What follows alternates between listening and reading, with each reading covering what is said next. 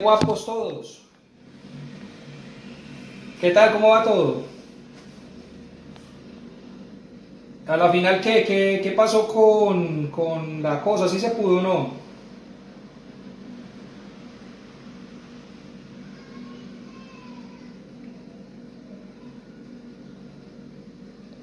¿No da?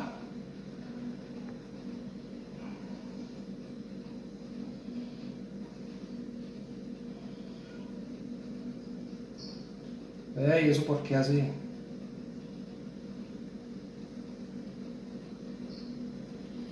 Con Diego. Pero, pero ¿y cómo hicieron con ellos?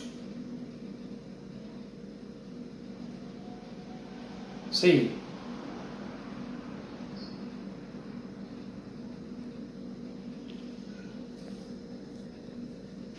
ya. Pero qué tan raro, ¿no?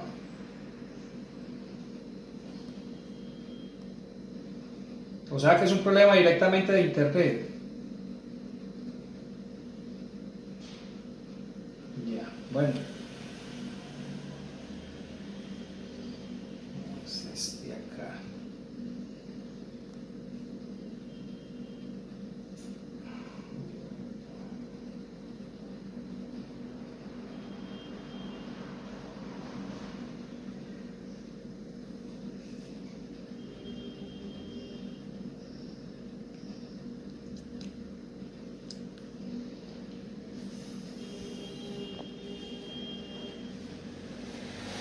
Intentando que acceder.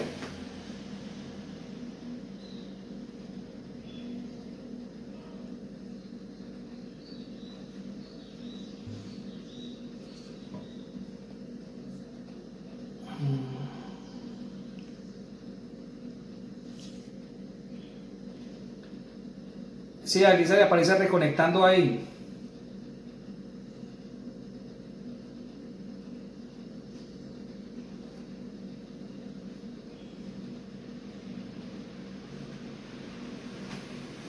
¿Qué hago? Me tengo que volver Ah, mira aquí.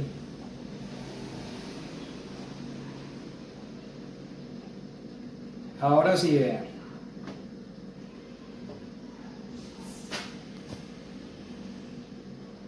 Mira ahí. Sí, dame un segundo, voy a colgar de nuevo y los llamo a los dos para que puedan aceptar ahí. Me dice cuando está listo. Es que me toca que grabar esto. Ya, ya. Bueno, entonces 25 de abril del 2020. Listo. Clase de las 9:30 a 11:30, Leonardo Taparco Muñoz, con el grupo de revisoría fiscal. Muy bien, jóvenes, entonces lo que vamos a hacer es lo siguiente. Vamos a retomar lo que habíamos comentado, pero estuve revisando los trabajos que ustedes me mandaron. Elisa, de pronto yo no sé si fue que no entendió bien lo que teníamos que hacer. No era tomar una reseña histórica de la revisoría fiscal, sino que era más bien como analizar las leyes por las que ha venido atravesando toda nuestra plataforma jurídica en temas de contaduría pública. Entonces era como hacer un recorrido, o sea, en cierta forma es una historia, pero no la historia como tú la narraste. El trabajo en el caso de Harold como que sí entendió la dinámica y pues me gustó un poquito más. De todas formas, quería preguntarles, independientemente de cómo haya quedado el trabajo, ¿qué les quedó a ustedes con respecto a eso? ¿Qué pudieron ustedes analizar ahí? Harold, arranque usted por ejemplo. Expóngame más o menos lo que usted vio en su trabajo.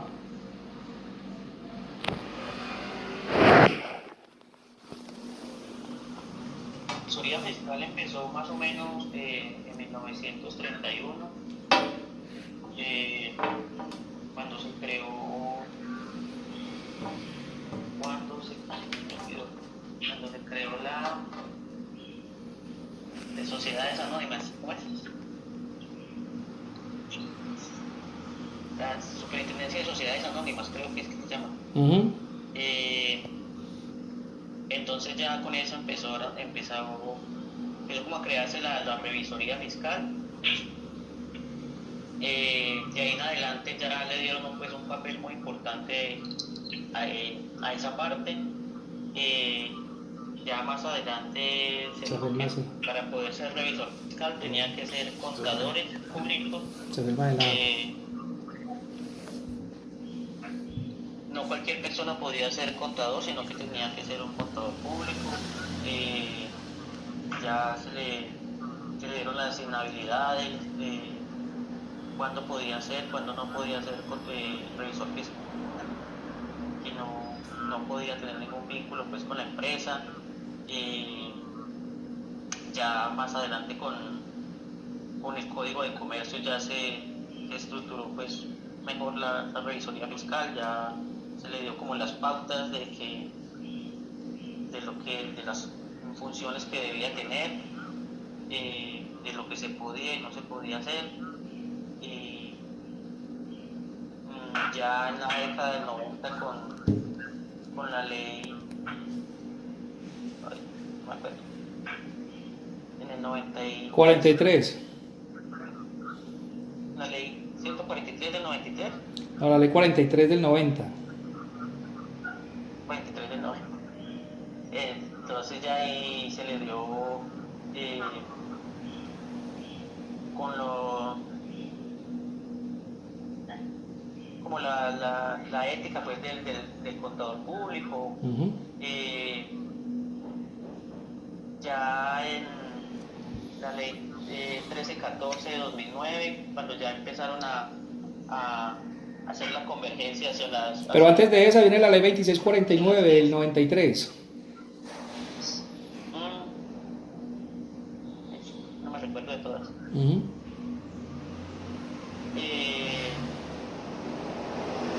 Sí, más que todo se le daban las pautas y las habilidades y como iban haciendo las convergencias hacia las NIF y hacia las leyes de aseguramiento de la información, hasta el decreto 0103 del 2015, donde ya se reglamentó pues archivos cortos, lo concerniente a las NIF. Bien, bien, listo, Elisa, ¿qué tenemos? En términos... Profe, no, sí, al principio, según ellos, cualquier persona podía manejar la revisoría fiscal, un administrador, o sea, según ellos, cualquiera. Pero ya el legislador se dio cuenta que debía de ser un contador público quien fuera el revisor fiscal. También se puede decir que el revisor fiscal no entrega su informe al gerente ni al administrador, ¿no? Un revisor fiscal entrega su informe directamente a la asamblea o a la junta directiva. Y cada vez que sale una ley, o sea, se va reformando y pues en cuestión de la revisoría fiscal, sino que ha sido pues como muy lenta, ¿no? Ya. Bueno, no, lo que pasa es que estamos enredándonos aquí en aspectos de compatibilidades, incompatibilidades, de las características que tiene el revisor fiscal con respecto al ente. Elisa está ahí revolviendo un poquito la cosa. Estamos hablando de las, ¿cómo le diríamos? Como en el tiempo, la cronología de las leyes que regulan el sistema contable en Colombia. Entonces, para retomar un poquito más o menos, nosotros básicamente nos regimos por la ley 43 del 90 y por el decreto 2649 del 93. Ahora, con el tema de las NIF, normas internacionales de información financiera, porque voy a hacer un paréntesis ahí, les voy a comentar de que, de acuerdo al decreto 2649, las NIF, pero con una con una I, existen normas internacionales, normas de información financiera, no internacionales, ¿ok? Y entonces nosotros los contadores lo que hacíamos anteriormente era leer la ley, pero no la aplicábamos. Esas normas de información financiera son normas que realmente vienen por allá de los años 90, pero nunca las aplicamos como tenía que ser, los criterios como tenían que ser. Es como el tema de las revelaciones en los estados financieros para el revisor fiscal. El tema de las revelaciones, si ustedes leen el decreto 2649 o inclusive la ley 43 del 90, hay unas partes donde hablan sobre ese asunto. Lo que pasa es que muy pocas empresas, casi ninguna, estaban regulándose como tenía que ser. Simplemente esperamos a que comenzara. ¿Qué es lo que pasa con la ley 2649? La ley 2649 en Colombia es una ley que realmente funcionó, es una ley interesante, es muy buena, porque recoge todo lo que tiene que ver desde los años 90 hacia atrás, incluyendo la ley 43. Y para nosotros realmente fue una plataforma o un escalafón fundamental en la parte jurídica, para tenerla como base, pero lo que pasó fue que no tuvimos en cuenta que eso hay que estarlo renovando con el tema de la globalización.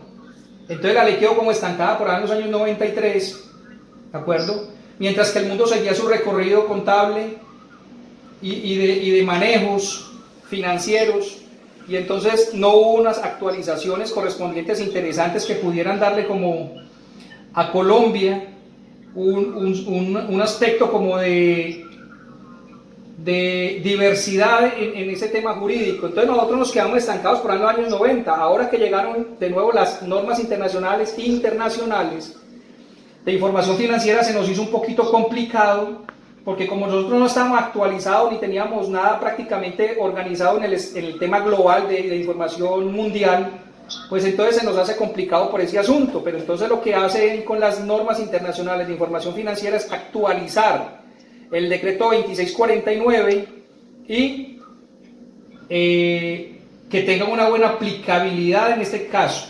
Muchos países de Sudamérica, y no solamente en Sudamérica, sino a nivel mundial, tuvieron ese mismo problema, que tenían una legislación muy vieja, muy obsoleta. Miren ustedes, países por ejemplo como Venezuela, que nosotros Venezuela se supone que deberíamos de estar mucho mejor que ellos. Ellos implementaron las normas internacionales de información financiera primero que nosotros, y lo están manejando bien. Y se supone que nosotros deberíamos de tener pues lo digo por el tema tecnológico, de pronto una pequeña ventaja con respecto a eso, y resulta de que no, estamos obsoletos. Por eso nos ha ido tan complicado este tema de la actualización. Bueno, voy a comentarles en la clase anterior, lo tengo por aquí, es que desafortunadamente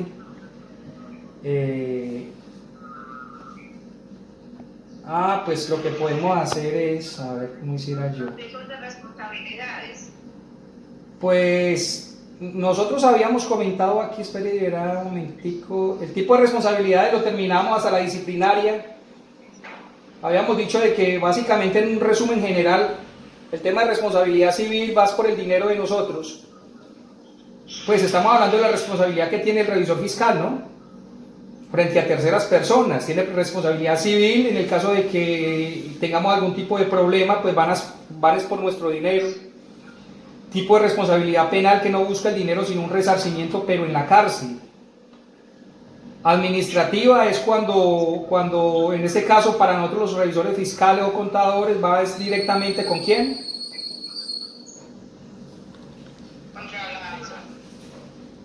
O sea, por decir algo, los contadores, sobre todo los contadores, un tipo de tema administrativo es, por decir algo, la DIAN, con la DIAN, que de pronto tengamos algún tipo de problema administrativo, ellos nos van a requerir cierta información y nosotros vamos a estar pendientes de eso. Entonces, ¿quién nos sanciona a nosotros? Pues nos sanciona directamente la Junta Central de Contadores, pero a través, por ejemplo, de la plataforma DIAN, porque ellos van a estar encima mirando y revisando toda la información contable que nosotros tengamos.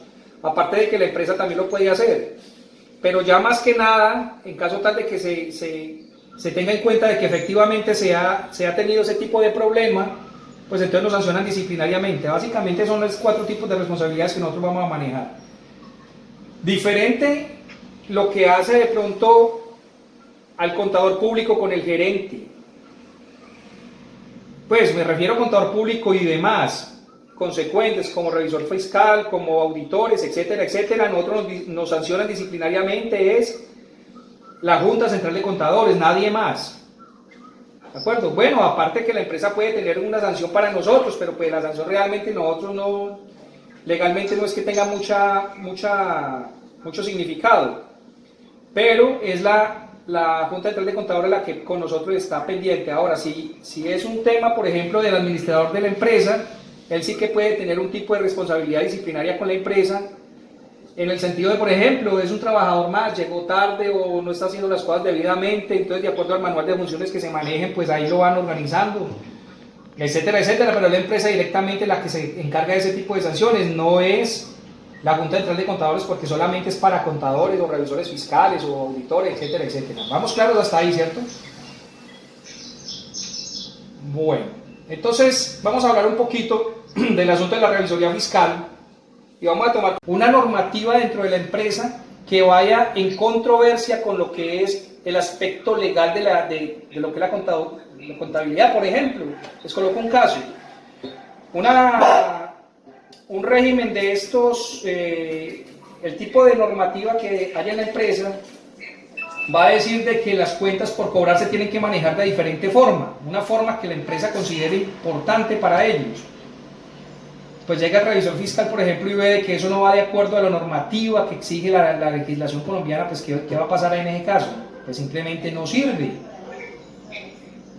Yo no puedo permitir trabajar en ese tipo de empresas haciendo caso omiso a lo que dice la legislación general. Bueno, entonces dice que el cumplimiento de la normativa del ente y funcionamiento normal de sus operaciones son uno de los objetivos que se tienen ahí. Eficiencia. ¿Eficiencia en qué? En el cumplimiento del objeto social del ente económico. Cuando hablamos del objeto social, ¿a qué nos referimos? Objeto social.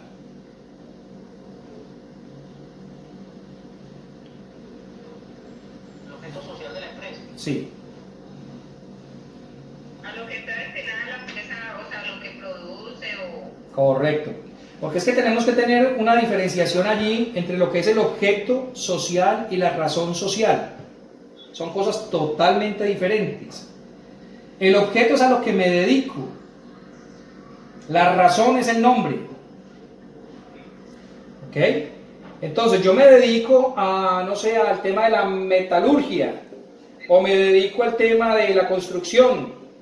¿Ok? Entonces todos los estatutos que conformen este tipo de sociedades tienen que ir encaminados a su razón social. Bueno, la razón social no es tan importante, es más que todo a su objeto social. Por ejemplo, vamos a suponer de que hay una empresa que se llama Sardinas Noel. Con el nombre ya podríamos nosotros decir de que ese tipo de empresa se dedica al tema de los pescados y de las latas y de los atunes y todo eso, ¿cierto? Por su razón social. Sin embargo, su objeto social puede ser ese más otros. Por ejemplo, construcción. Porque usted puede tener varios objetos sociales. Por ejemplo, se dedica al tema, no sé, de la recreación, el deporte, se dedica, entonces, pero está facturando ¿con qué nombre? Con la razón social que es Sardinas Noel. ¿Ok? Lo que pasa es que muchas veces no concuerda una con otra. Y entonces mucha gente dice, pero usted ¿cómo me va a facturar de esta forma con ese tipo de empresas si estamos hablando de otra cosa? Pero entonces ustedes ya dicen, no, es que mi objeto social me lo permite, usted no se preocupe que yo le facturo. Entonces dentro de la destinación o dentro de los documentos, sobre todo la escritura, y posterior conocimiento de Cámara de Comercio, pues allá tiene que estar destinado todo el objeto social a que usted se dedica. Hoy en día hay un problema más o menos razonable con respecto a eso. Miren ustedes, por ejemplo, empresas que se dedican de pronto, no sé, se me ocurre al tema de los juguetes, pero tienen tan amplio su abanico de posibilidades en su objeto social que a lo mejor tengan temas que tienen que ver con el tema de la salud, con droguerías y demás. ¿Ok? Entonces muchas veces estas personas están saliendo a la calle porque como dentro de lo que dijo el gobierno decía de que las personas que tengan destinado trabajar en temas de salud pueden hacerlo. ¿Ok? Las droguerías están abriendo, entonces este tipo de empresas, digamos, podrían abrir, porque dentro de su objeto social está eso. Así no se dedique a eso. Otra cosa muy diferente, o sea, legalmente lo podrían hacer, porque aunque su objeto social es otra cosa, o tiene otro nombre, perdón, su razón social, su objeto social es diferente, es muy amplio. Entonces si a usted lo llegan a parar, entonces usted saca en ese caso el RUT, o por ejemplo el certificado de Cámara de Comercio, usted dice, no, mire, que es que yo tengo permiso porque yo puedo movilizarme, porque yo tengo, por ejemplo, no sé, yo puedo circular porque yo tengo temas de droguerías. ¿Entiende? ¿Qué le tocaría de pronto al ente regulador? Pues ir hasta allá a verificar a ver qué es lo que está vendiendo. Y entonces en ese caso, como no concuerda una con otra, pues entonces de pronto la sanción por ese lado, porque no concuerda, pero eso es un tema ahí que está ahí como caliente.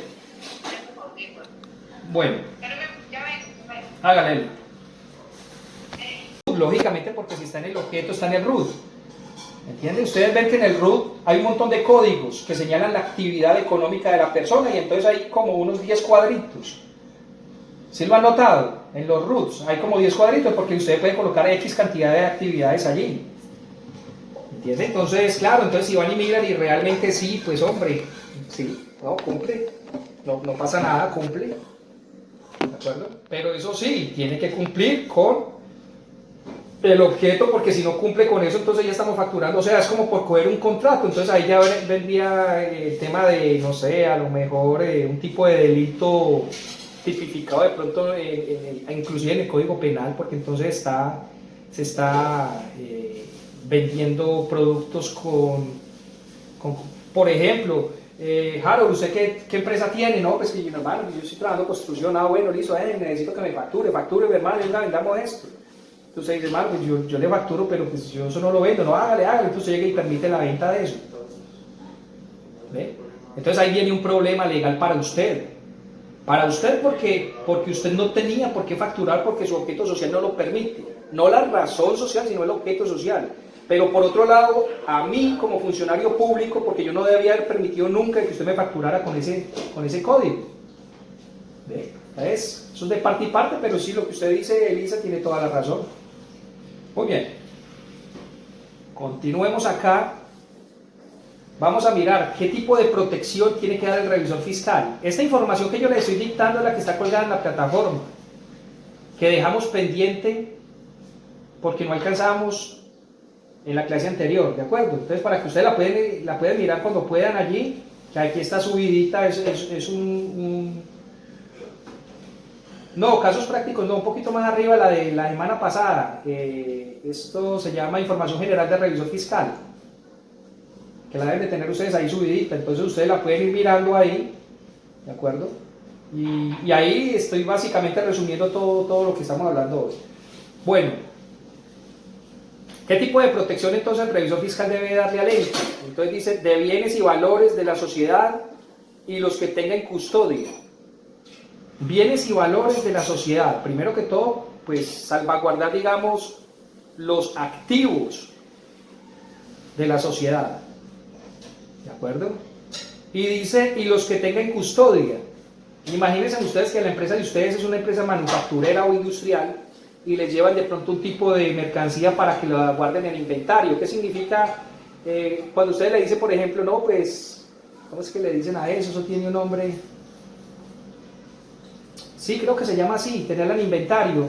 No es que la tenga en inventario para usted, sino que si usted va necesitando esa mercancía, usted la va vendiendo. Usted le paga al proveedor lo que tenga, lo que haya gastado. En consignación. Entonces usted pues va gastando. Entonces vamos a suponer que usted va gastando la mitad, pero resulta de que usted esa mercancía pues o la puede parar en cualquier momento y llamar al proveedor, pero usted es responsable en el momento que entró la mercancía a la empresa. Aunque no sea facturado directamente, es una mercancía de que dígame la empresa cómo puede justificar de que esa mercancía esté ahí. No, con un documento de remisión, por ejemplo, pero tiene que estar la documentación correcta, ¿me entiende? Y con el contrato correcto de cómo va a ser el tipo de negociación que se va a hacer. Mira, alguna vez me tocó, por ejemplo, un caso donde una persona, vea, era un vendedor ambulante. Resulta de que esta persona adquirió una mercancía y esta mercancía se la dejó el proveedor y eran unos videojuegos. Y con el tiempo los videojuegos pues ya cogieron otro precio y ya estaban obsoletos y todo eso. Se suponía que la mercancía estaba en consignación, entonces lo que hizo el vendedor ambulante fue llamar al proveedor y decirle de que ya no necesitaba esa mercancía, que le pagaba la que había tomado.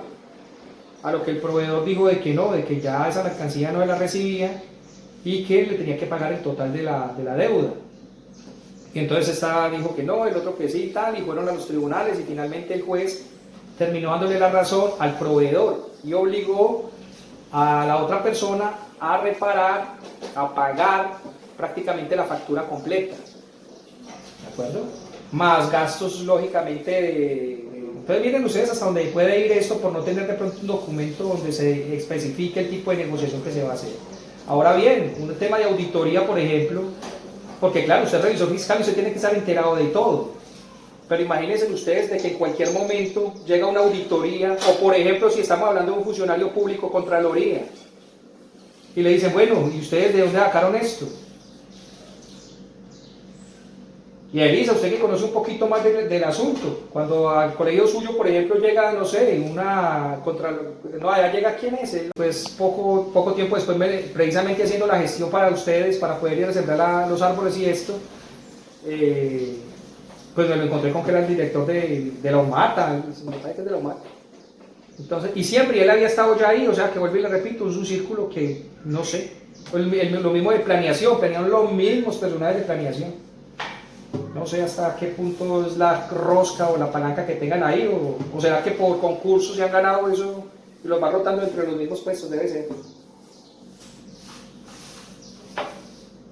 Bueno, confianza. Confianza en que los informes suministrados a los organismos encargados de control y vigilancia. Confianza, por Dios. Miren ustedes,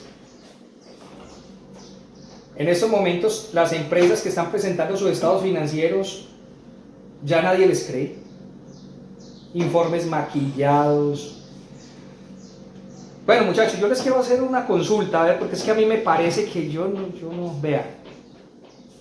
Hace poco hubo una noticia de un desfalco de, creo que era de la DIAN, una funcionaria de la DIAN, que desfalcó al Estado en miles de millones de pesos. Eso salió la semana pasada. ¿Ah? Salió la semana pasada, pero esta noticia es vieja porque eso viene. ¿Por qué fue la noticia ahora? Porque va a salir de la cárcel, pagó como 1 o 2 años. No, eso fue un desfalco a la DIAN.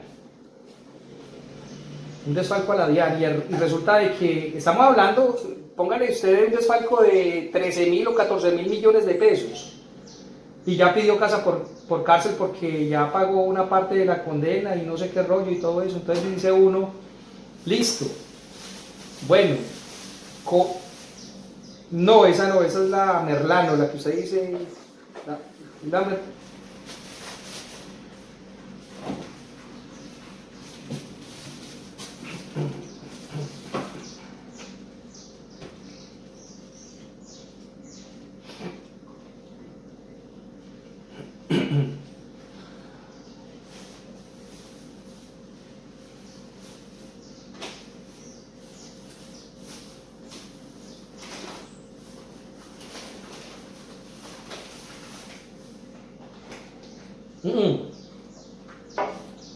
No, esta sí cogió la DIAN porque era funcionaria de la DIAN y cogió eso y lo movió como era.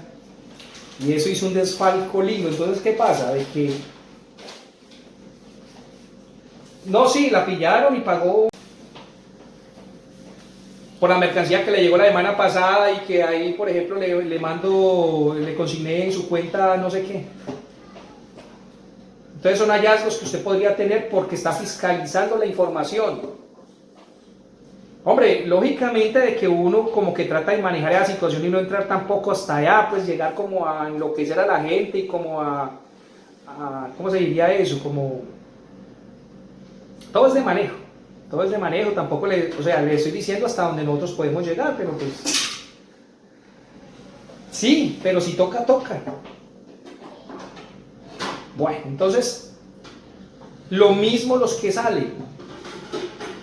fulano de tal, no sé qué tal, proveedor, no sé qué, lo que salga. Entonces yo llego, por ejemplo, donde la niña de recepción y le digo, entrégueme todas las cartas de entradas y de salidas, por favor. Y entonces me entrega toda la información de entrada y salida y yo me pongo a destapar todo eso. Y me pongo a leer. Y lo que me sirva, me sirve, y lo que no, no. Y si no pude hallar nada, nada, vuelva a seguir en eso y siga normal. Y si pregunta que quién la destapó, dígale que el revisor fiscal. Entonces miren ustedes hasta dónde puede llegar la situación. Y otra característica es la función preventiva. Dice la función preventiva, la vigilancia debe de ser de carácter preventivo, hombre, lógico. Yo la vigilancia, pues como estar alerta es como por si de pronto encuentro algo, pues de una informar a los entes. Ahora les quiero preguntar a ustedes una cosa. Vamos a suponer de que ustedes hacen un hallazgo de cuentas por cobrar, la niña no está facturando como debe de ser, o los códigos no son los correctos, o ustedes ven de que el departamento de ventas está facturando de pronto cantidades de más con respecto a la factura que se acaba de ver. O sea, usted llega al departamento, vamos a hacer un inventario, entonces llegamos al departamento de ventas, ¿qué es lo primero que hacemos? Entonces imaginan ustedes que si vamos a hacer una auditoría, ¿qué es lo primero que tenemos que hacer? Entran al departamento de ventas, están en los despachos, está todo listo, vienen los camiones, ¿qué hacen ustedes?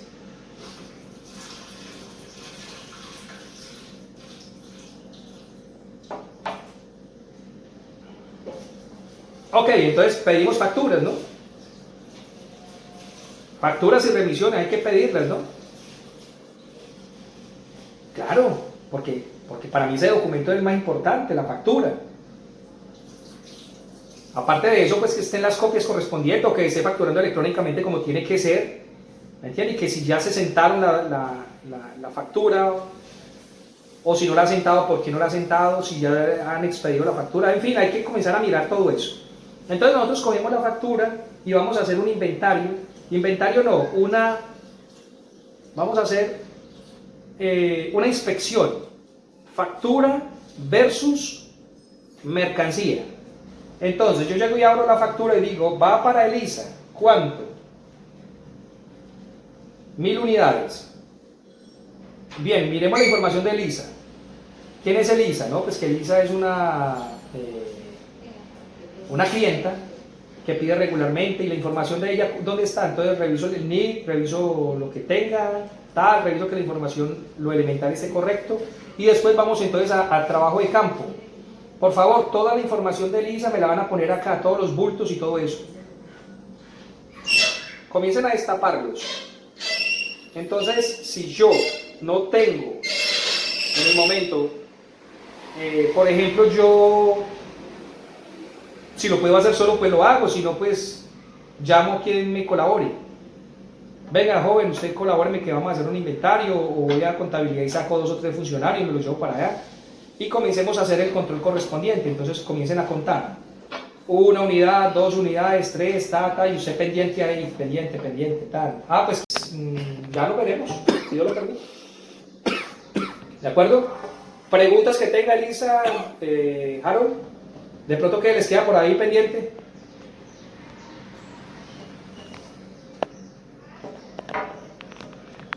No voy a dejar taller ni tarea, solamente que la próxima clase vamos a arrancar con una dinámica muy chévere que subí ahí en ese